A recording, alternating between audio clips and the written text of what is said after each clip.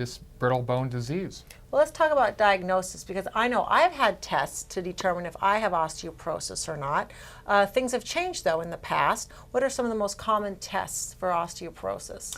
Well, the gold standard for diagnosing osteoporosis is what they call a DEXA scan. Basically, it's an X-ray of the low back and the hip.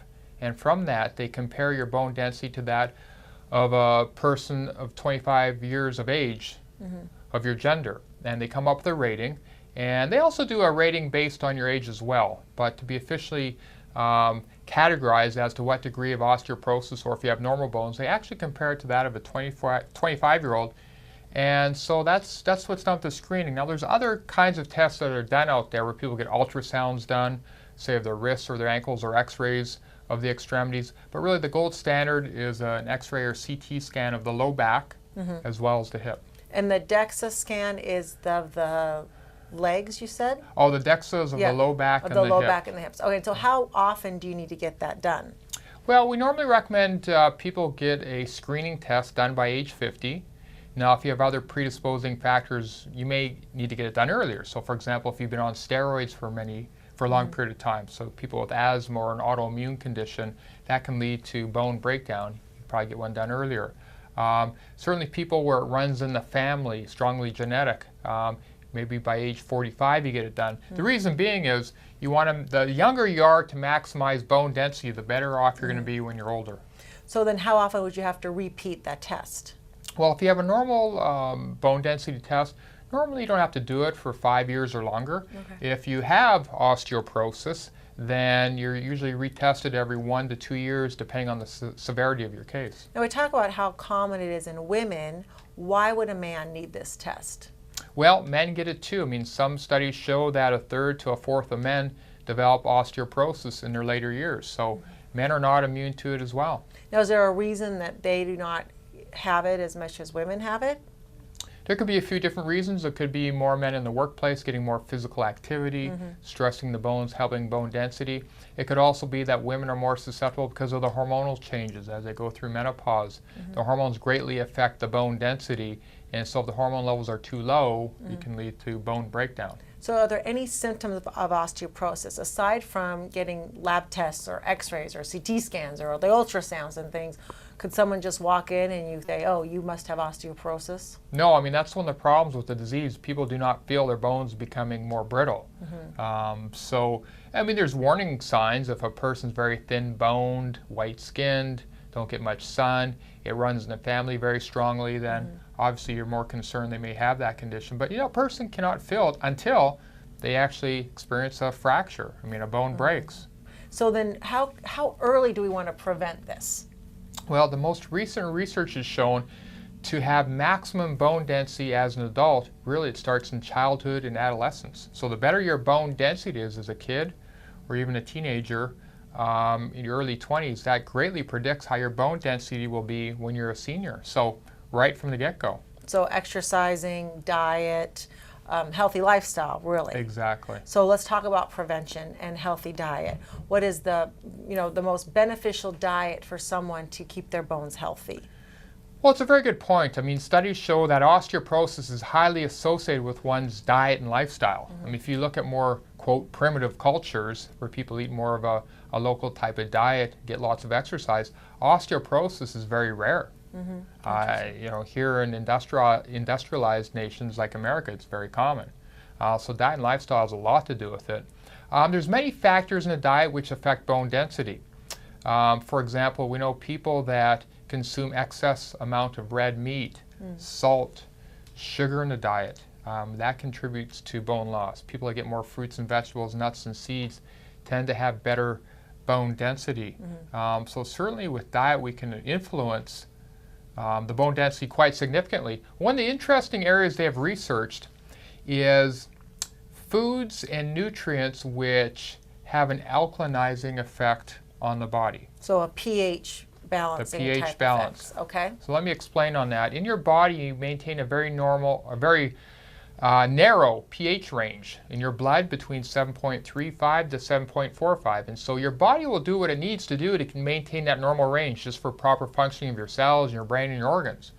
One of the ways it helps to maintain that that mildly alkaline range, is it will take calcium from your bones, draw it back into your bloodstream to keep it at that pH range. So if you're consuming a lot of red meat, too much salt, too much sugar, which a lot of Americans do, too many refined grains, which basically is sugar, that's going to be having an acidic effect on your blood. So then your body takes the calcium from your bones and to keep your blood pH as a priority, at that range. So that's a major problem. So they have done studies with people.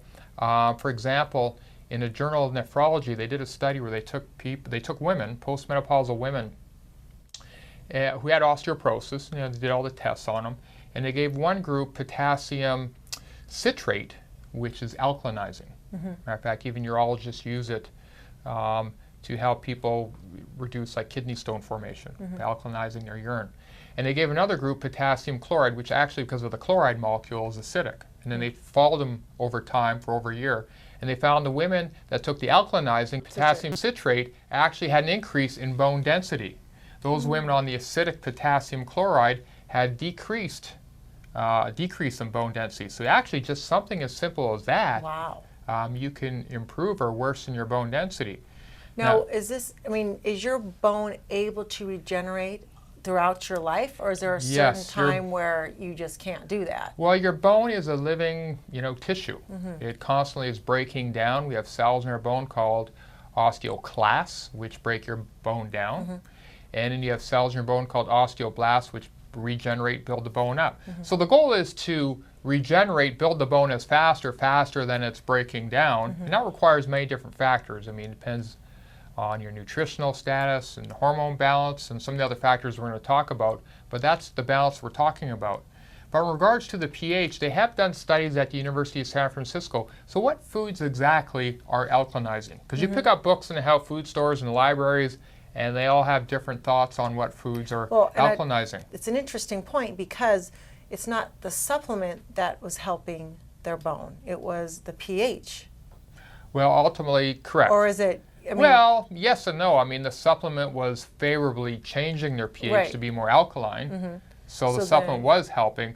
But the point is they have done studies at the University of San Francisco, and foods which are the most alkalinizing are your fruits and vegetables. So basically it would do the same thing as taking the potassium citrate. Well, it seems to be. The foods which are naturally rich in potassium, so that's your fruits and vegetables mainly, have the more alkalinizing effect. They've done very intensive studies using blood gases and things which people don't normally get tested, and they've monitored that. Fruits and vegetables are most alkalinizing. Salt, sugar, grains, red meat are more acidifying. Doesn't mean you can't have those things, but you got to have a balance. And because most Americans don't get enough fruits and vegetables a day, they don't offset the acidic effects of those other foods. So how would you know the average Joe would know if they're acidic or alkaline?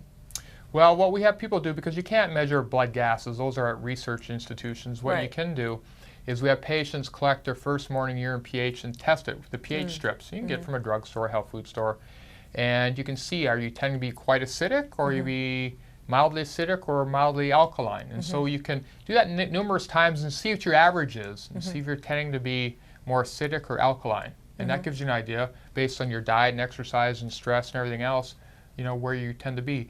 And if you tend to be quite acidic, let's say you tend to be below 6.6 on average, then you need to change your diet. You need to change your lifestyle until that pH starts to come up to a better average. How long does it usually take for your body to adjust to the different pH? Oh, people can get changes within a week. Wow. Yeah. So is that pretty much the first line of defense for prevention and treatment, is to changing their diet to a more alkaline diet? Very important. It's a critical step, absolutely. But you want to keep it in that narrow range, like you said. Like, what if you go too alkaline? Mildly alkaline, as far as the urine, really isn't a big problem. There are rare cases where people have special medical conditions where if they get too alkaline, it can cause health problems. That's why it's always best to work with a knowledgeable doctor in this area to be monitored properly. And of course, if you have osteoporosis, you should be under the care of a doctor anyhow.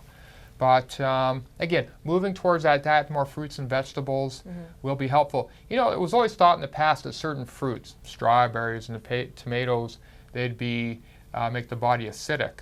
But based on the studies done at the University of San Francisco, that really isn't so much the case.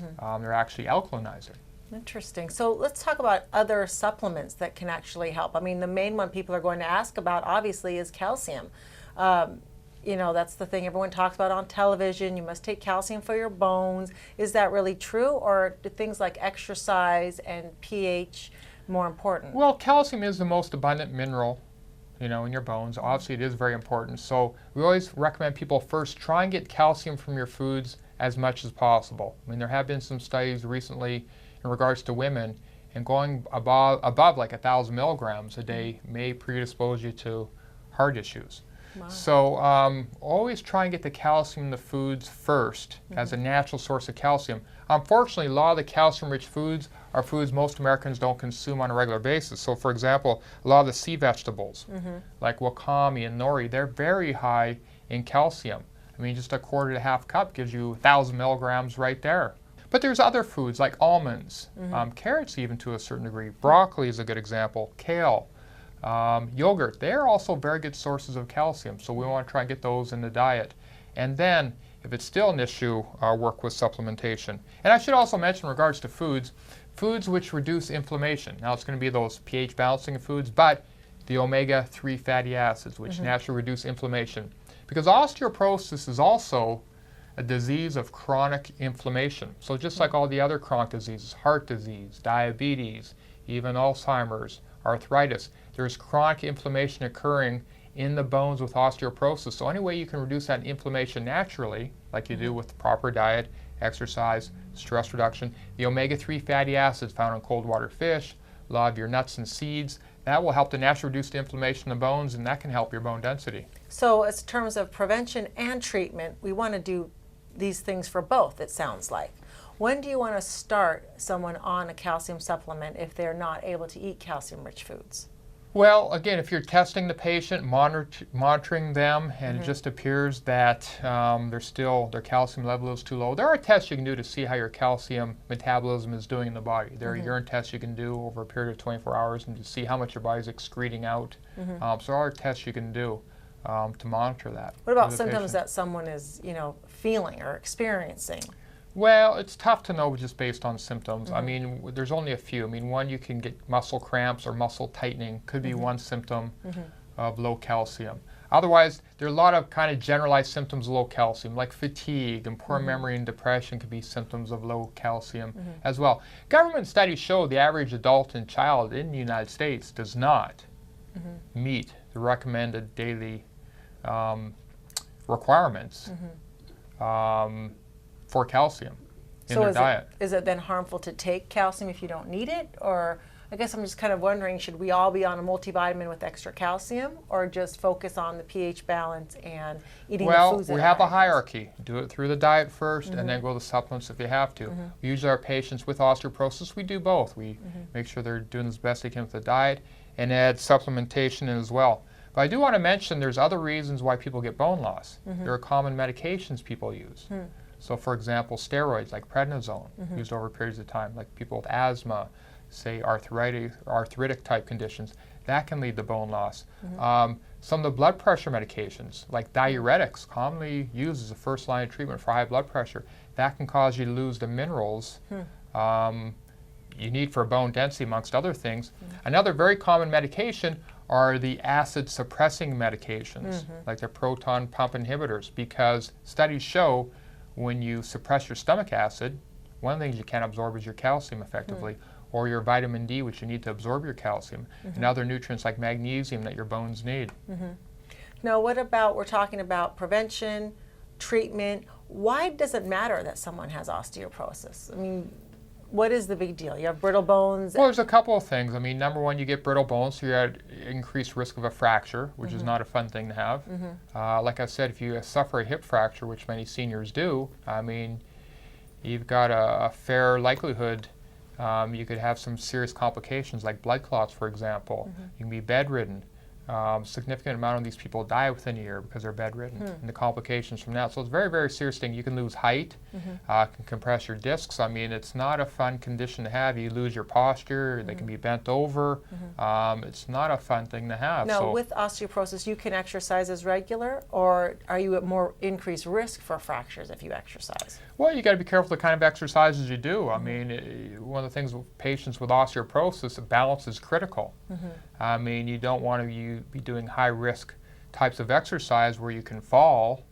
You know, for example, you probably wouldn't recommend someone with moderate to severe osteoporosis to take up figure skating, Right, for example, or rollerblading or something like that. Even things like tennis, you'd have to be concerned about, you know, because of potential falls. Now, would something like swimming help at all with bones, but it's not weight bearing? So Swimming could have a mild effect. It's not one of the top exercises that's recommended for osteoporosis. Obviously, we want things with more weight bearing, so things like walking, jogging, weights, lifting so weights. weights does help. Oh, absolutely. Lifting weights twice a week can help increase bone density.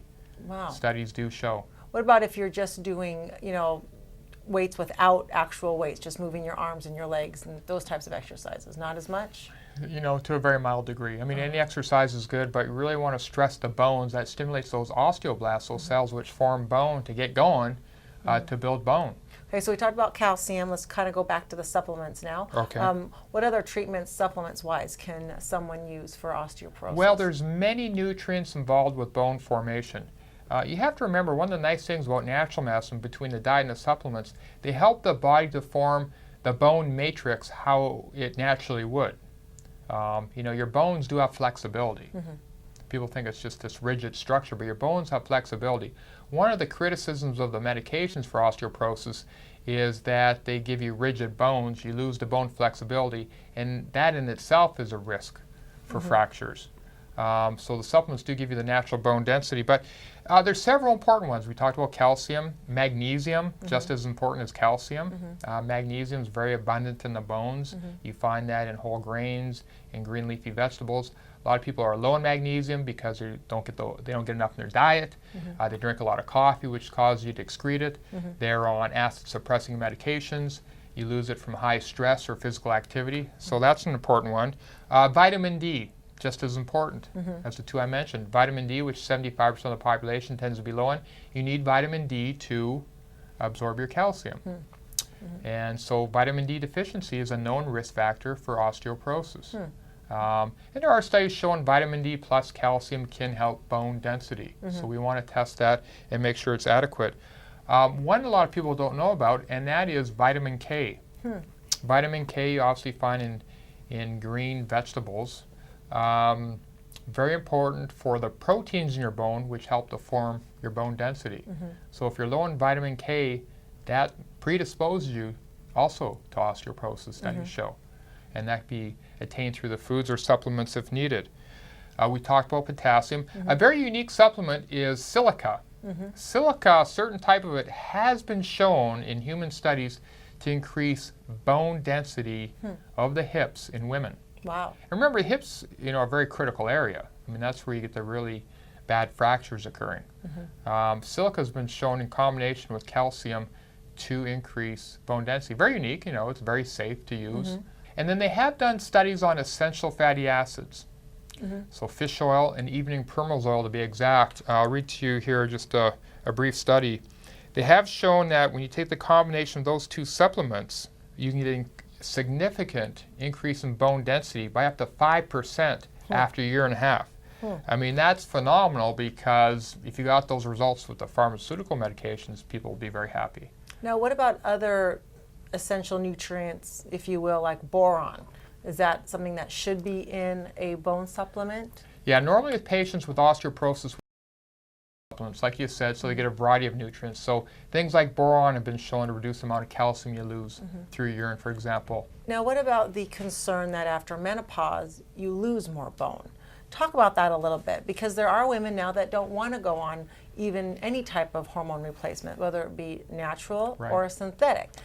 So well, there's hormones are very critical for bone density.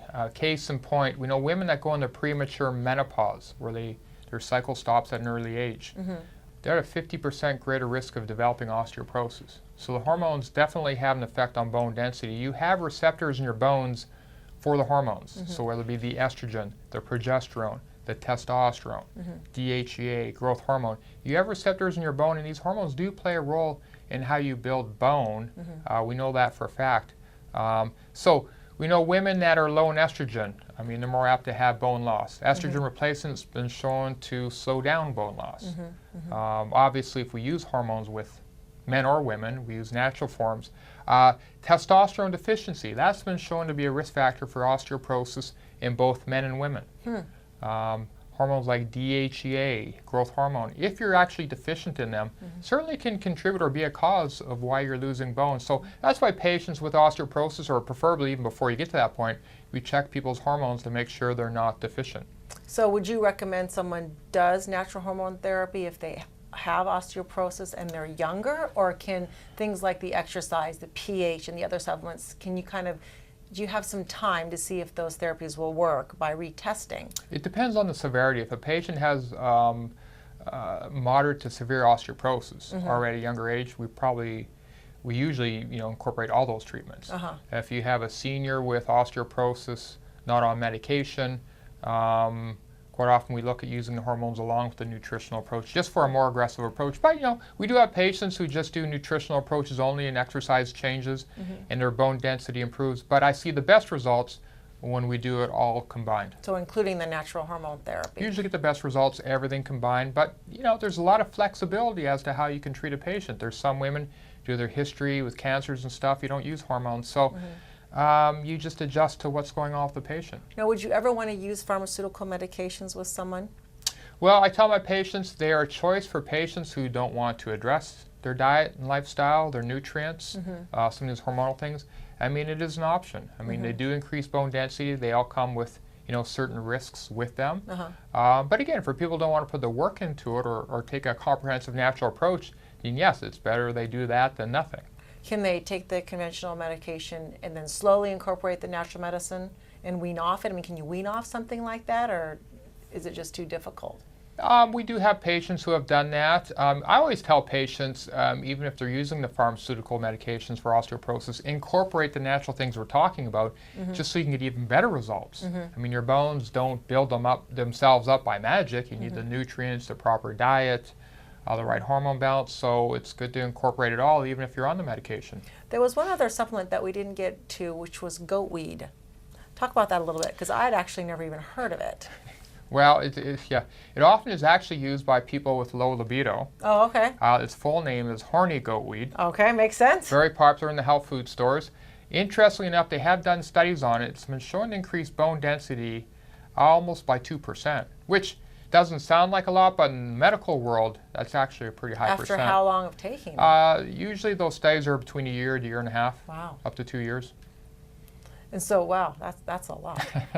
So let's quickly, before we have to go, talk about men a little bit in osteoporosis. How common is it for you in your practice? It's much less common. We have men coming in. They usually tend to come in for other problems like the prostate and the cardiovascular problems and the prostate cancer. But, most men don't get screened for it. Right. And depending which study you look at, 25% to 30% of men develop osteoporosis. So it's a big problem with men as well. Well, that's a quarter. Right. So why wouldn't you then routinely screen a man? Well, I would, but a lot of practitioners just don't do it. They're more focused on the women, and they know osteoporosis is more common in women. And often until the men start losing height or they develop a fracture, they're often not screened for it, which is a mistake. Any difference in treatment as far as hormone-wise for the men? A little bit of difference. As far as the hormones, there's more focus on testosterone, DHEA. There have been recent studies with seniors using growth hormone. Studies preliminary studies have looked really good with growth hormone helping with bone density. But men, a little bit different approach with the hormones. Now, is there ever a time where you can just quit doing the therapies completely? Someone has osteoporosis and you've increased their bone strength and increased their bone density, can they just stop? Well, I wouldn't advise it. I mean, they're certainly susceptible to it decreasing again. I mean, their bone density